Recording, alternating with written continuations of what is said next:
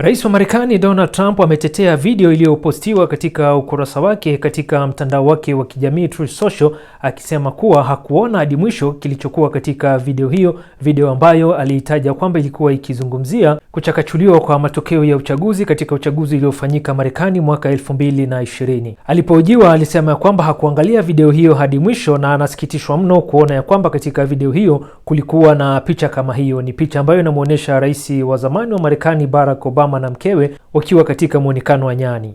Video hiyo imekemewa vikali kuona ya kwamba rais wa Marekani, taifa superpower ulimwenguni, mwaka 2026 anaweza kuposti video kama hiyo na baadaye kuweza kuiondoa katika ukurasa wake. Video hii imetajwa kuwa ni kitendo cha ubaguzi wa rangi, huku wadadisi wa masuala ya kimkakati wakifahamisha kwamba video hiyo ilikuwa na lengo la kutaka kuwaondoa Marekani kwenye reli, wasahau kile ambacho kinaendelea katika eneo la Minnesota kuhusu polisi ya uhamiaji ambayo inayotakiwa kuondoka katika eneo hilo, vile mazungumzo na Irani kuhusu nyuklia na vita ambavyo vinaandaliwa Marekani dhidi ya Irani, bila kusahau sakata hili la Epstein ambapo pia Rais Donald Trump anahusishwa.